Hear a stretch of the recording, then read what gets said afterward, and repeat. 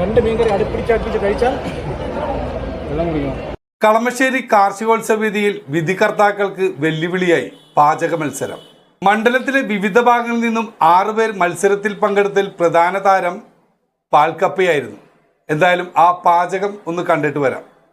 അതിരുകളില്ലാത്ത രുചിഭേദങ്ങൾ ഒരുക്കി കളമശ്ശേരി കാർഷികോത്സവ വേദിയിൽ പാചക മത്സരത്തിൽ കൊതിയൂറും വിഭവങ്ങളാണ് മത്സരാർത്ഥികൾ അണിനിരത്തിയത്.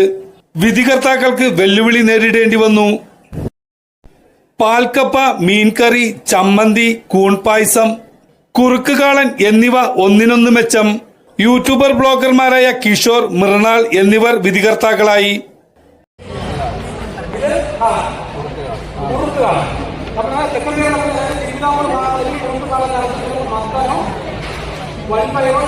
ചേർക്കും.